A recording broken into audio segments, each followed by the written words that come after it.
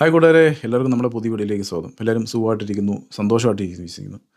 അപ്പോൾ ഇത്രയധികം ബെനിഫിറ്റുകളോ എന്ന് ചോദിച്ചു കഴിഞ്ഞാൽ ഇത്രയധികം ബെനിഫിറ്റുകളാണ് UK ഗവൺമെൻറ് ഇല്ലീഗൽ ഇമിഗ്രൻസിന് വേണ്ടി കൊടുത്തത് അല്ലെങ്കിൽ കൊടുത്തു തീർത്തതെന്ന് നമുക്ക് പറയാൻ സാധിക്കും. കഴിഞ്ഞ വർഷം മാത്രം ഏകദേശം 2.8 ബില്യൺ പൗണ്ടാണ് UK ഗവൺമെൻറ് ഇല്ലീഗൽ ഇമിഗ്രൻസിന് വേണ്ടി കൊടുത്തത് അല്ലെങ്കിൽ പൊടിച്ചു തീർത്തത്. ആ എമൗണ്ട് വലിപ്പം എത്രത്തോളം ഒന്നാണ് അറിയുന്നുണ്ടെങ്കിൽ നിങ്ങൾ ഗൂഗിൾ കയറിയിട്ട് ഇന്ത്യൻ മണി കൺവേർട്ട് ചെയ്ത് നോക്കുക. അപ്പോൾ നിങ്ങൾക്ക് മനസ്സിലാവും അതിൻ്റെ വലിപ്പം എത്രത്തോളം ഉണ്ടെന്ന്. അപ്പോൾ 2023 സംബന്ധിച്ചിടത്തോളം 2024 വെച്ച് നോക്കുകയാണെന്നുണ്ടെങ്കിൽ ഏകദേശം 19% വർധനമാണ് ഇങ്ങോട്ട് വന്നിരിക്കുന്ന ഇല്ലീഗൽ ഇമിഗ്രൻസിന് കണക്ക് വെച്ച് നോക്കുകയാണെങ്കിൽ ഏകദേശം 45,000 ആൾക്കാർ അധികമായിട്ട് 2024 ഇവിടെ എത്തിയെന്നുള്ളതാണ് കണക്കുകൾ പറയുന്നത്. അപ്പോൾ ഇങ്ങനെ ആൾക്കാർ ഒരുപാട് പേര് വരുന്നുണ്ട്. അതിനകത്ത് കുറേ പേരെല്ലാം നമുക്കറിയാം ഈ പറയുന്ന ബോട്ടൊക്കെ മറിഞ്ഞ് ഒത്തിരി ആൾക്കാരെല്ലാം മരിക്കുന്നു. ഫാമിലിയായിട്ടും അല്ലാതെ വരുന്ന ആൾക്കാരെല്ലാം തന്നെ ഒത്തിരി പേര് മരിക്കുന്നുണ്ട്. കൂടുതലായിട്ടും യങ്സ്റ്റേഴ്സുള്ള ആൾക്കാരാണ് കൂടുതൽ ഇങ്ങോട്ട് വരുന്നത്. അപ്പോൾ ഇങ്ങോട്ട് എത്തിപ്പെട്ട് കഴിഞ്ഞാൽ ആദ്യം തന്നെ ഇവർ ഗവൺമെൻറ് കൈപിടിച്ച് കയറ്റിയിട്ട് ആദ്യം ചെയ്യുന്ന പരിപാടി എന്ന് പറഞ്ഞാൽ ഇവർക്ക് ഹൗസിംഗ് കൊടുക്കുക എന്നുള്ളതാണ്. താമസ സ്ഥലം ഒന്ന് കൊടുക്കുക എന്നുള്ളതാണ് ഏറ്റവും വലിയ പരിപാടി ആദ്യം ചെയ്യുന്നത്. അപ്പോൾ ഒന്നെങ്കിൽ ഒരു ഫ്ലാറ്റ് ആയിരിക്കും, അല്ലെങ്കിൽ ഇപ്പോൾ ഒരു വീടായിരിക്കും, അല്ലെങ്കിൽ ഹോട്ടൽ എന്തെങ്കിലും ആയിരിക്കും. അപ്പോൾ അത് ആദ്യം തന്നെ അവർക്കൊരു താമസ സ്ഥലം അവർക്ക് റെഡിയാക്കി കൊടുക്കണം. അപ്പോൾ ഫസ്റ്റ് ബെനിഫിറ്റ് എന്ന് പറഞ്ഞാൽ അവർക്കൊരു താമസ സ്ഥലം റെഡി ചെയ്യുന്നുള്ളതാണ്. രണ്ടാമത്തെ ബെനിഫിറ്റ് എന്ന് പറഞ്ഞാൽ ആ താമസ സ്ഥലത്ത് എത്ര പേര് താമസിക്കുന്നുണ്ടോ അത്രയും ആൾക്കാർക്ക് ഒരാൾക്ക് ഒരാഴ്ചയിൽ 50 പൗണ്ട് വെച്ച് ഗവൺമെൻറ് കൊടുക്കും എന്നുള്ളതാണ്. 49.18 പെൻസാണ് ഞാൻ റൗണ്ട് ചെയ്ത് പറഞ്ഞെന്നുള്ളൂ 50 എന്നുള്ളത്. അപ്പോൾ ഈ 50 പൗണ്ട് എടുത്താണ് ഒരാൾക്ക് ഒരാഴ്ചയിൽ ഗവൺമെൻറ് കൊടുക്കുന്നത്. ഒരാഴ്ചയിൽ ഒരാൾക്ക് മാത്രം. നിങ്ങൾ ആലോചിക്കുക. അപ്പോൾ ഒരു മാസം ആകുമ്പോൾ എത്ര രൂപയാണ് നിങ്ങൾ ആലോചിക്കുക. നമുക്കറിയാം എങ്ങനെ പോയാലും ഒരു വീടുകൾ 3-4 പേർ കൂടുതലായിട്ട് താമസിക്കുന്നത്. അല്ല ഒരാളായിട്ട് എങ്ങനെയാലും വന്ന് വീടുകളിലോ ഹോട്ടലിലൊന്നും താമസിക്കുന്നില്ല. അപ്പോൾ എത്ര പേരുണ്ടോ അത്രയും പേർക്ക് തന്നെ ഓരോരുത്തർക്ക് ഒരാഴ്ചയിൽ 50 പൗണ്ട് വെച്ച് കൊടുക്കുകയാണ്. അപ്പോൾ ഒരു മാസം എത്രത്തോളം പൗണ്ടാണ് അവിടെ ഗവൺമെൻറ് ചിലവാക്കുന്നത് എന്നുള്ളത് ഞാനോട് പറയേണ്ട ആവശ്യമില്ല. അവർക്കൊരു കാർഡുണ്ട്, ഒരു ഡെബിറ്റ് കാർഡുണ്ട്, ഹസ്ബൻഡ് എന്ന് പറഞ്ഞൊരു ഡെബിറ്റ് കാർഡ്. ആ ഡെബിറ്റ് കാർഡിനകത്തോട്ടാണ് ഈ പൈസ എല്ലാം വരുന്നത്. എന്നിട്ട് അവർക്ക് ആ ഡെബിറ്റ് കാർഡ് ഉപയോഗിച്ച് പൈസ വിഡ്രോ ചെയ്യാം, അവരുടെ ആവശ്യങ്ങൾക്കെല്ലാം എടുക്കാം. അപ്പോൾ ഈ പൈസ എന്ന് പറയുന്നത് അവർ ഗവൺമെൻറ് പൂർണ്ണമായിട്ടും നോക്കുന്നത് ഫുഡിന്, അതുപോലെ ഡ്രസ്സിന്, പിന്നെ അവരുടെ കിച്ചൺ ഐറ്റംസ്, ടോയ്ലറ്റ് സാധനങ്ങൾ, കട്ടിൽ, മറ്റേത് മറിച്ചത്, ഇതിനെല്ലാം വേണ്ടിയാണ് ഇവർ ഈ പൈസ കൊടുക്കുന്നത്. ഇത് കൊടുത്തുകൊണ്ടിരിക്കുകയാണ്.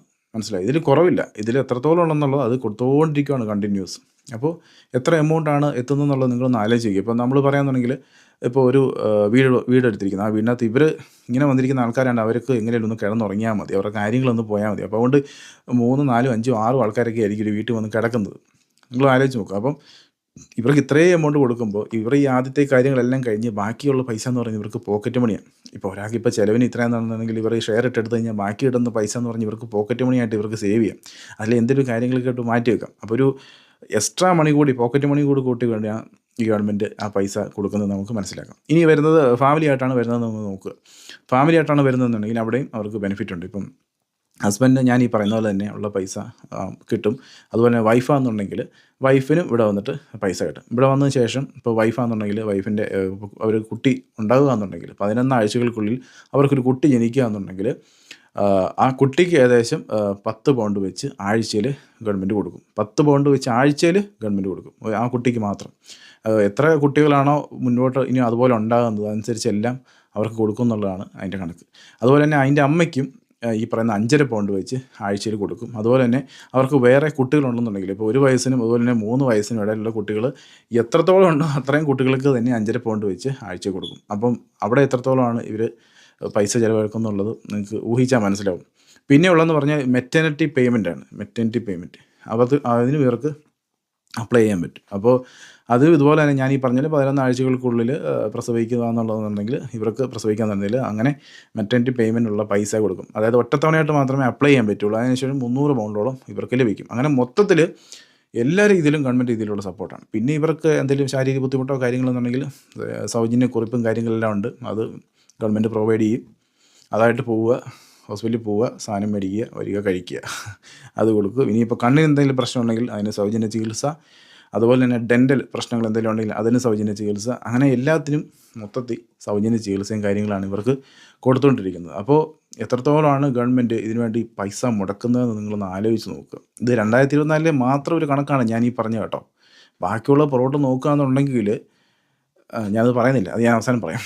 അപ്പോൾ എത്രത്തോളം പൈസയാണ് കൊടുക്കുന്നത്. ഇനിയിപ്പം കുട്ടികളുണ്ടെന്നുണ്ടെങ്കിൽ കുറച്ച് പ്രായമുള്ള കുട്ടിയാണെന്നുണ്ടെങ്കിൽ ഇപ്പോൾ ഒരു 5 വയസ്സിനും അതുപോലെ തന്നെ 17 വയസ്സിനും ഇടയിലുള്ള കുട്ടിയാണെന്നുണ്ടെങ്കിൽ വിദ്യാഭ്യാസം നിർബന്ധമായിട്ടുള്ള കാര്യമായിട്ടാണ് പറയുന്നത്. അപ്പോൾ കുട്ടികൾക്ക് അവിടെ പോയി പഠിക്കാം. അതുപോലെ തന്നെ അവർക്ക് ഭക്ഷണത്തിന് അവിടെയുള്ള സൗകര്യമുണ്ട്. അവർക്ക് എക്സ്ട്രാ കെയർ കൊടുക്കേണ്ട സൗകര്യങ്ങളെല്ലാം ഗവൺമെൻറ് പ്രൊവൈഡ് ചെയ്യുന്നുണ്ട്. അവർക്കുള്ള ട്രസ്റ്റും കാര്യങ്ങളെല്ലാം അഡീഷണൽ ആയിട്ട് എക്സ്ട്രാ കെയർ കൊടുക്കുന്ന ട്രസ്റ്റുകളെല്ലാം ഗവൺമെൻറ് പ്രൊവൈഡ് ചെയ്യുന്നുണ്ട്. അങ്ങനെ എല്ലാ രീതിയിലും ഇവർക്ക് കൂടുതലായിട്ട് ഇവരെ കൂടുതൽ പ്രൊട്ടക്റ്റ് ചെയ്യുന്ന, കൂടുതൽ കെയർ ചെയ്യുന്ന രീതിയിലുള്ള ട്രസ്റ്റുകളും കാര്യങ്ങളെല്ലാം കൂടുതൽ ഗവൺമെൻറ് അഡീഷണലായിട്ട് ചെയ്തു കൊടുക്കുന്ന പരിപാടിയാണ് ഇതിൽ കൂടെ കാണുന്നത്.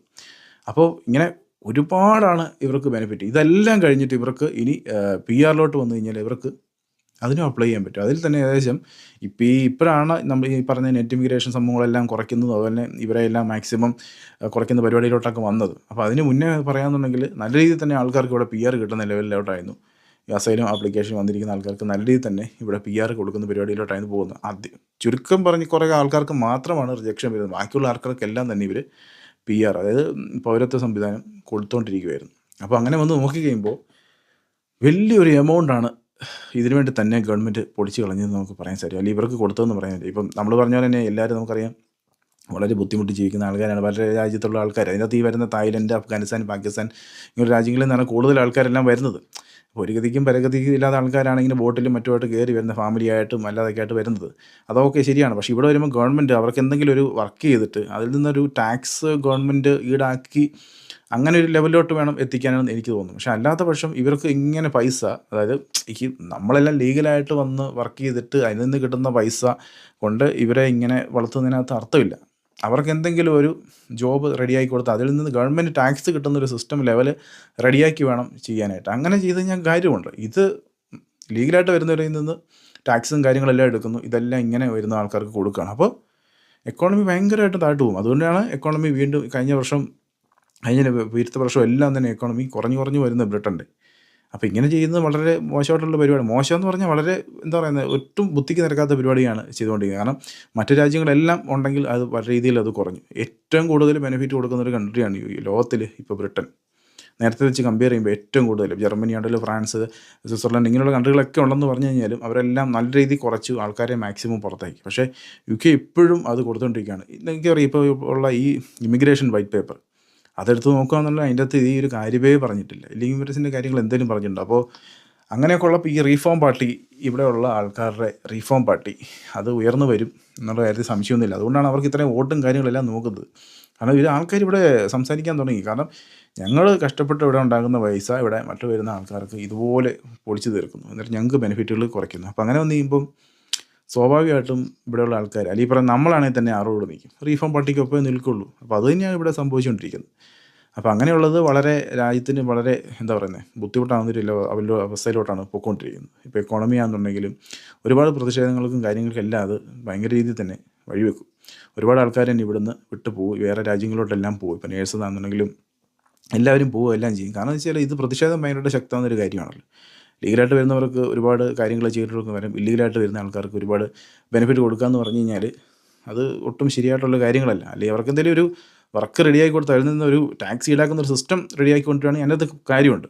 അല്ലാത്ത രീതിയിൽ ഇതിങ്ങനെ വരുന്നു, അവർ ഇങ്ങനെ വളരുന്നു, നമ്മുടെ പൈസ എല്ലാം ടാക്സ് എല്ലാം എടുത്ത് അവർക്ക് കൊടുക്കുന്നു. അതിനകത്ത് ഒരു ലോജിക്ക് എനിക്കുണ്ടെന്ന് തോന്നുന്നില്ല. അപ്പോൾ അത് വലിയൊരു പ്രശ്നത്തിലോട്ട് തന്നെ പോകും എന്നുള്ള കാര്യത്തിൽ സംശയമൊന്നുമില്ല. ഇനിയെങ്കിലും ഇത് നല്ല രീതിയിൽ ഫുള്ള് രീതിയിൽ തന്നെ സ്റ്റോപ്പാക്കാൻ പറ്റുമെന്ന് എനിക്ക് തോന്നുന്നില്ല. എങ്ങനെയായാലും അത് ചെയ്ത് കഴിഞ്ഞാൽ വളരെ നല്ലത്. എനിക്ക് എത്രത്തോളം ഫണ്ട് സേവ് ചെയ്യാന്നുള്ളത് നമ്മളൊന്ന് ആലോചിച്ച് നോക്കുക. കാരണം കഴിഞ്ഞ വർഷത്തെ ഒരു കണക്ക് മാത്രം ഞാൻ അതിൻ്റെ കണക്ക് പറയാം. ഏകദേശം നമ്മുടെ നാട്ടിലെ വെച്ച് പറയാൻ ഏകദേശം 30,000 കോടിക്ക് മുകളിലാണ്. 30,000 കോടിക്ക് മുകളിലാണ്. 25,000 30,000 കോടിക്ക് മുകളിലാണ്. അതിൽ കുറച്ച് വേരിയേഷൻസ് ഉണ്ടാവും. കഴിഞ്ഞ വർഷം മാത്രം കൊടുത്തത്. ഇപ്പം മനസ്സിലായല്ലോ അതിൻ്റെ വലിപ്പം എത്രത്തോളം ഉണ്ടെന്നുള്ളത്.